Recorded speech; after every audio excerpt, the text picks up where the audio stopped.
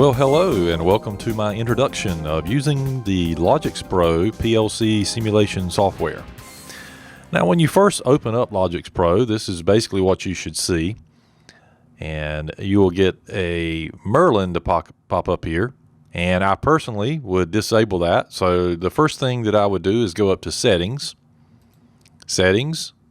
and uncheck Enable Merlin, and then that will go away. And if you want him to stay there, you can, and you can experiment with the little help that he supposedly gives you, but I like it out of the way so it doesn't become too annoying. And you can uncheck the other things as well. You can uncheck Enable Sound or Enable Screensaver. I'm going to leave those on for now. So the only thing that I have disabled is I've unchecked Enable Merlin. And everything else I've left default, exactly the way it was when I first opened up the program. On the left side of the screen would be your simulation panel. This is where your simulations will be shown and where they operate. And then on the right side in this window or this panel, we have our ladder program will be here. Up at the top, you'll see some familiar things such as File, Edit, Simulations, Settings, Comms, and Help. Under File, you can create a new simulation, new file, new program. You can open a file that you've already been working on that you have saved previously. You can save the one that we're currently working on, so I'll show you how that works. You can also save the rungs as a picture. That's helpful for distributing or sending to your teacher or an instructor or to a friend or whatever of what you have done when they may not have the LogixPro software. And then you can also print. You can print out your work to see what you have done to take it with you. And then, of course, obviously exit will exit the program. You have an edit menu where you have cut, copy, and paste, which are available at certain times. And you have insert rung and append rung that you have there as well. Under simulations, this is where you fire up most of all of the simulations that you can do in the LogixPro software, and I'll show you that in a moment.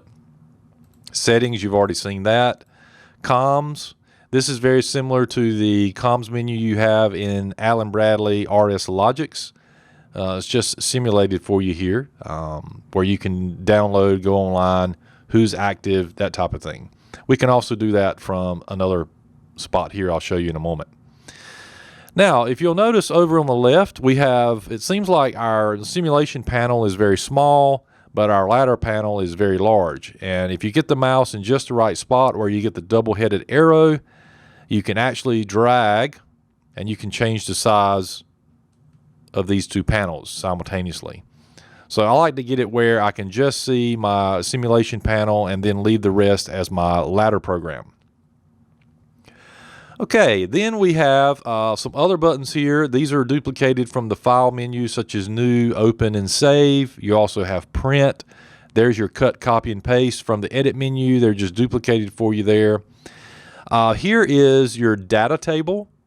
We'll be using that in some other videos coming up, some example videos showing some different projects that we'll be working on, so you'll see that in action.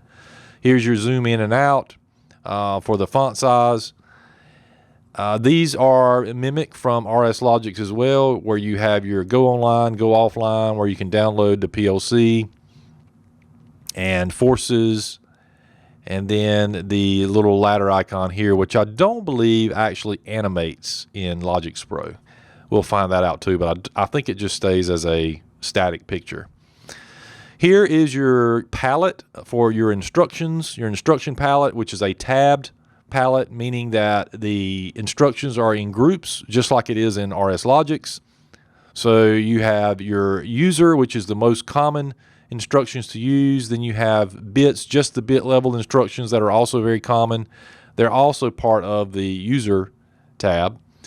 Timers and counters, input and outputs, there's nothing there. Compare instructions, compute and math instructions such as add, subtract, multiply, divide. Those are all located there. The move logical instructions, program control, file shift, and the sequencer instructions are there.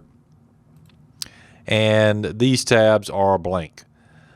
because there are no instructions there, at least for LogixPro. Now there are if you're in actual RS Logix, but they are not available to you in LogixPro.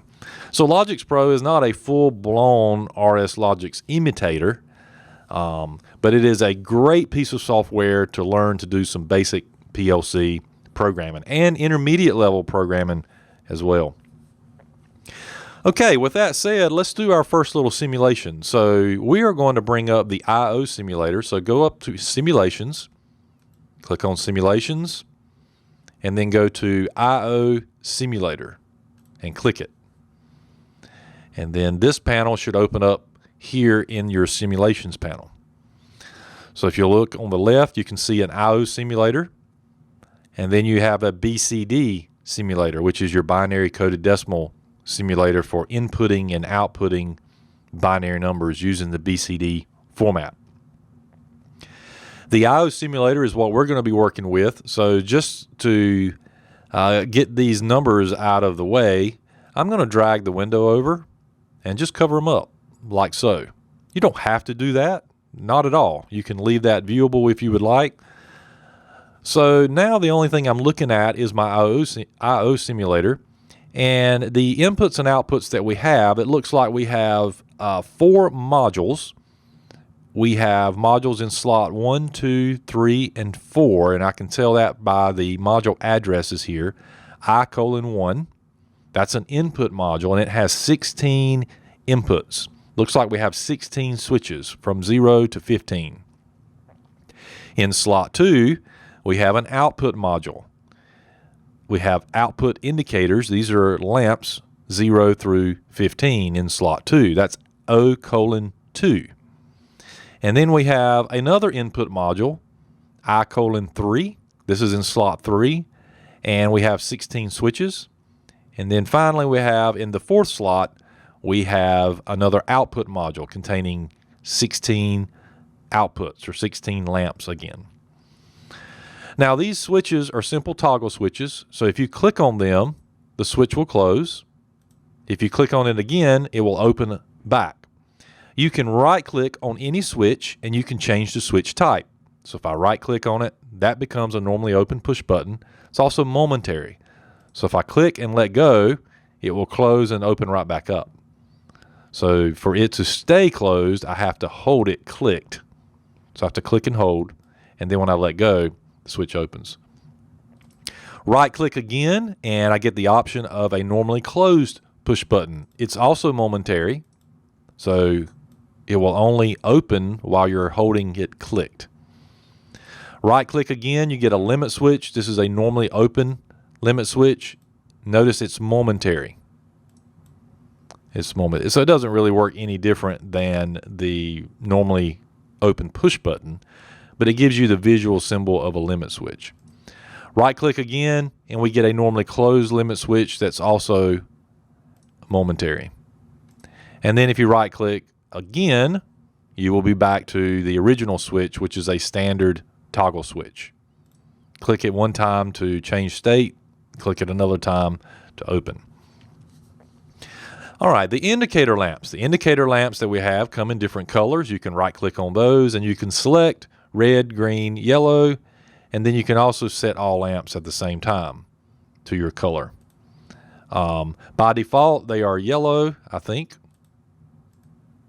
They look like they are defaulted yellow. We can change that to red or whatever color we want, and I'll show you that in a moment. Okay, so that's what we have to work with. Also, we have our addresses. I:1 would be the word level address, and then the bit would be, for the first switch would be bit 0 or 00. So it'd be I:1/00. So let's write a simple program where we're going to operate one of these lamps using one of these switches. So let's go ahead and get an output. I like to do the outputs first, assuming you know what the output's going to be. So I always start with an output because every rung has a job to energize an output. So our first rung is going to energize the lamp. Let's just say the first lamp. So the first lamp will have an output address O:2/. /00. And I could double click on that question mark and I can type that in if I wanted to.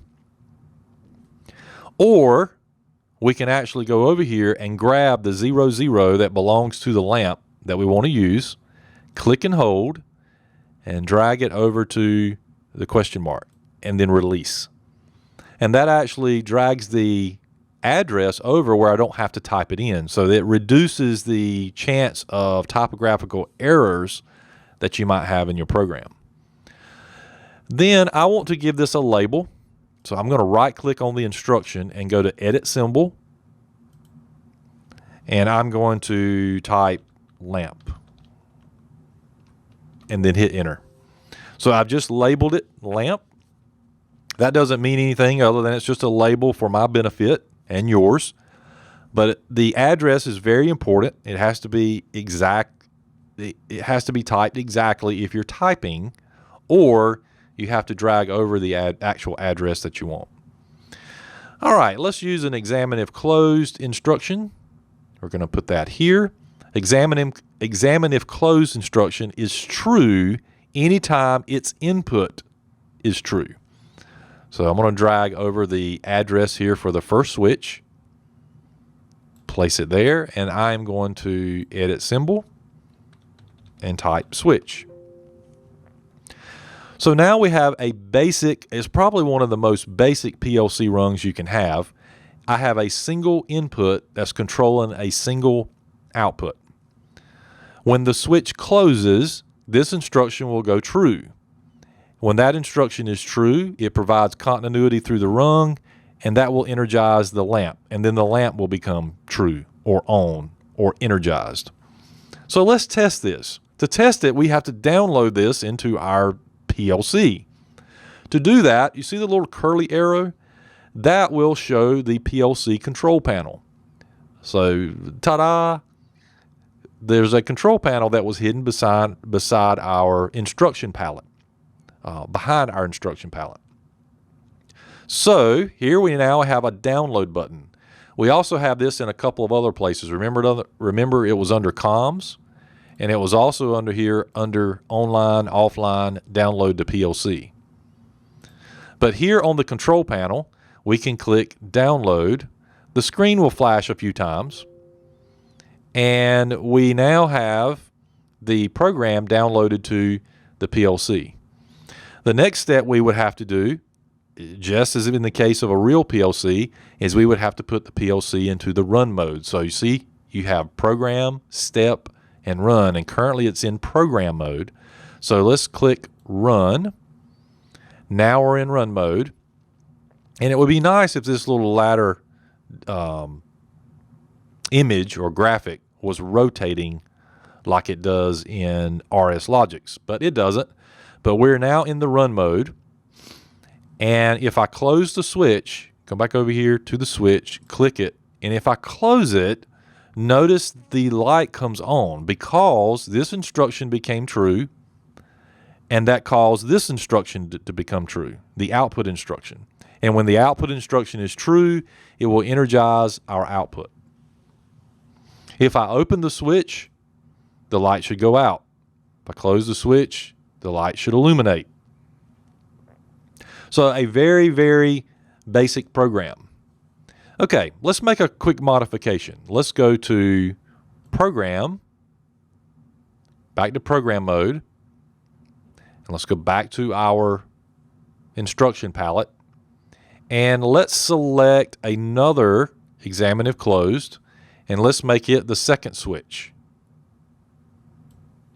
And then I'm going to right click, and I'm going to call this switch 2. And I'm going to rename the first one switch 1. So now I have switch 1 and switch 2. So now we have a slightly more complex rung where we've created a condition where both switches have to be on or closed before the lamp will illuminate. So let's test our theory and see if we are correct. So we have to, anytime you make a change to your program, you have to download. Make sure you don't forget that. If you forget to download, you're going to be testing your original program without the changes that you've made. Don't forget to go to the run mode. And now let's close the first switch. I've closed the first switch, and I can see that the first instruction that goes with that switch is true. But the lamp is not on because we don't have a true condition on the entire rung. To get a true condition on this rung, we have to have both instructions true at the same time. So I have to close the second switch. When I close the second switch, both of these are true, and now the lamp will illuminate. What if you wanted either switch to control the lamp? Not both. See, in this case, both switches have to be closed. Well, if you wanted either switch, that's OR logic. Right now we're using AND logic. We're saying switch 1 and switch 2 have to be closed before the output comes on. If you want to change it to OR, switch 1 or switch 2 has to be on to turn the lamp on. Then we got to go to program mode, and we got to make a change. How do I do OR logic in a PLC? Well, in ladder programming, you would do that using a branch because you're setting up a choice for an OR situation.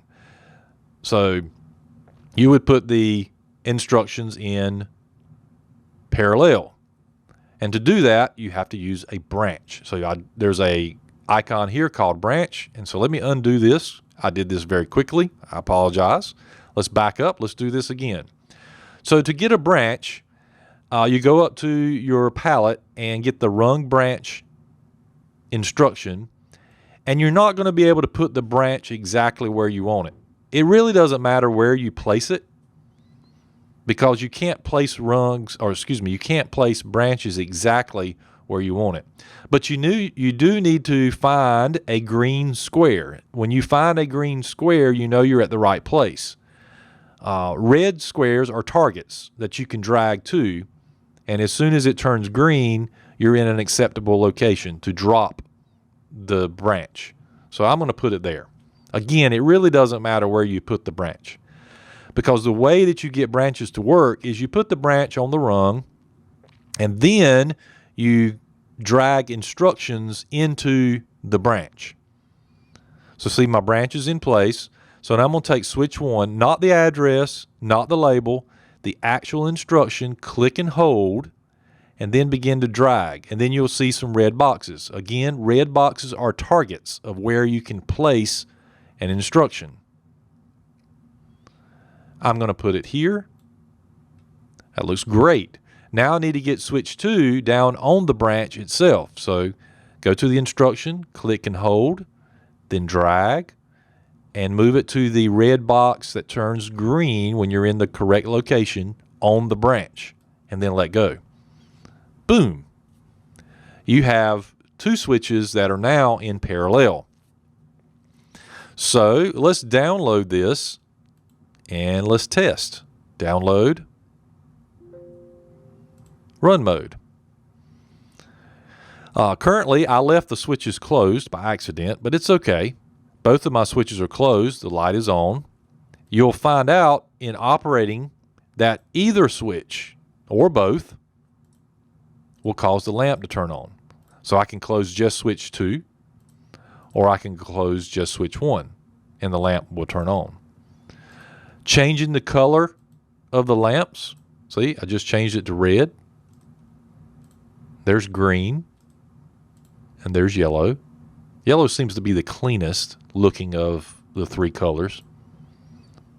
There's green again, and then red. So I'm going to go back to yellow. Okay, so there you have it. A simple PLC rung where we're using 2 inputs and a branch. You can also place branches at the end of rungs, so you can actually put output instructions in parallel using branches as well. Again, you have to drag a branch. You can't actually put it around an instruction, but you drag it in place, and see what it just did?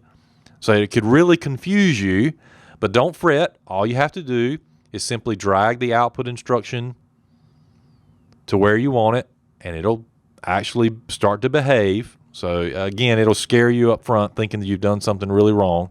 Everything's okay.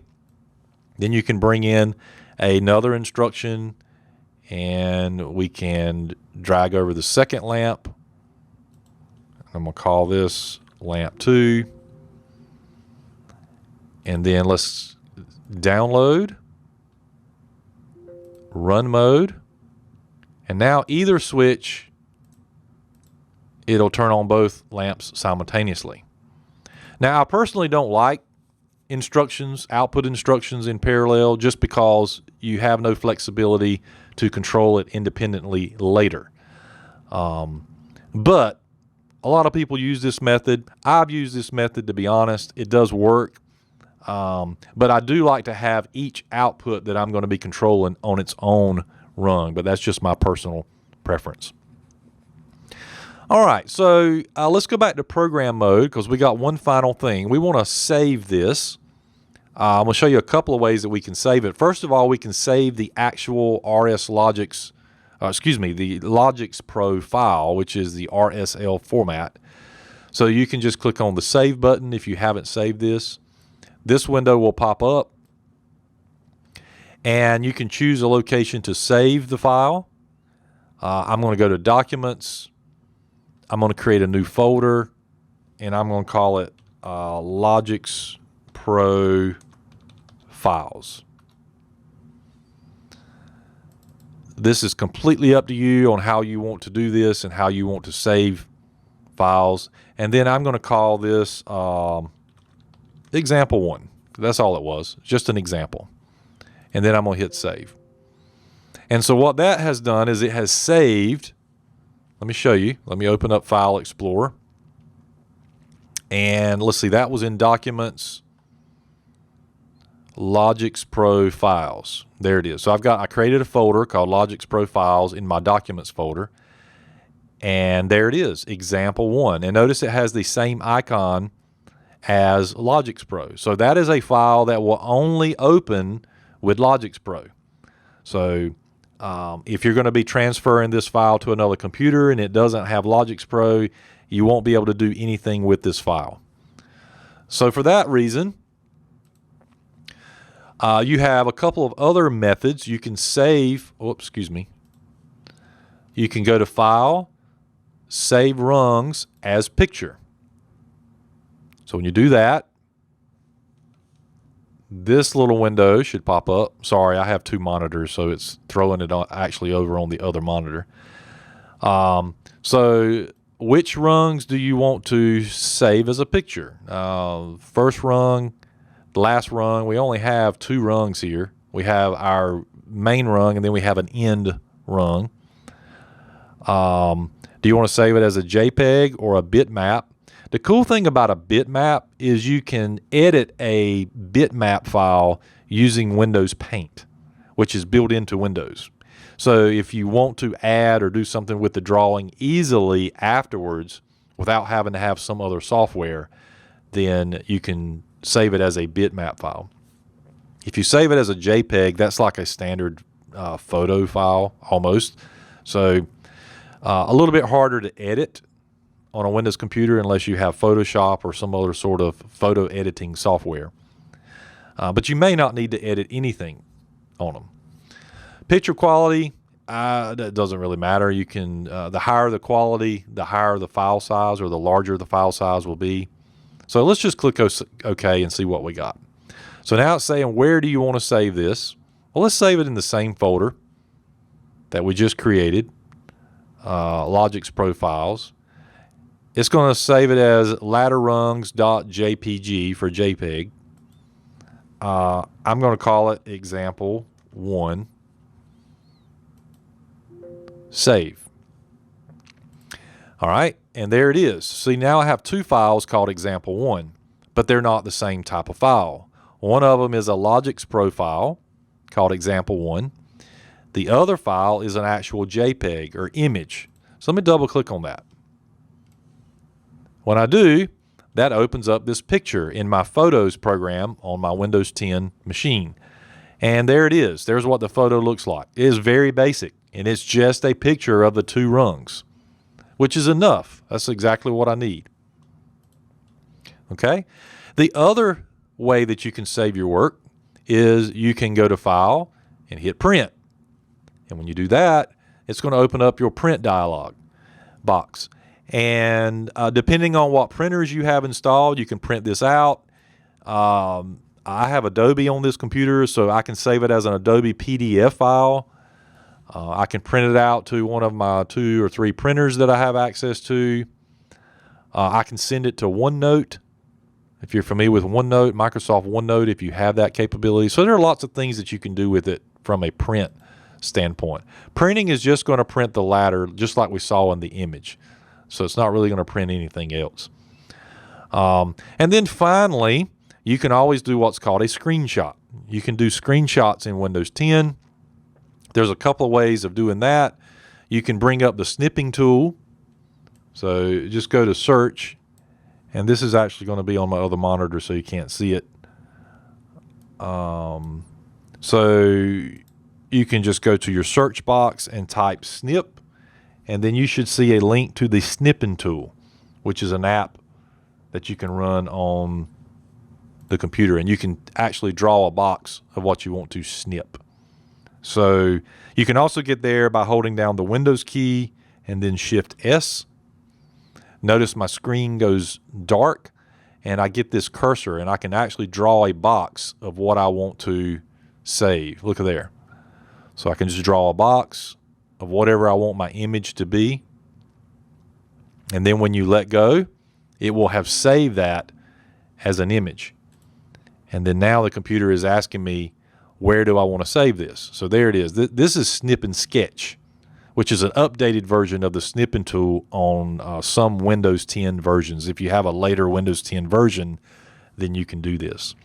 So it's just another way of saving an image or a picture of your work. But it works very well. So I closed it. I'm not going to save that. But it's the same principle, saving an image of what you're seeing on the screen. Let's see. I think that is about it. The last thing that I'll show you right quick is the data tables. Again, you'll see more of this being used in some of the actual simulations that I'll be demonstrating in later videos. But here, if you click the little wrench and hammer button, then it will bring up the data tables. And the data tables is, if you are familiar with the RSLogix or the Slick 500 file formats, you have basically data files where you store input statuses, output statuses, binary numbers, binary bits, integers, timer information, counter information. All that is stored. All of those are stored in their own file. And the data tables let you look into the data that's in each one of those tables.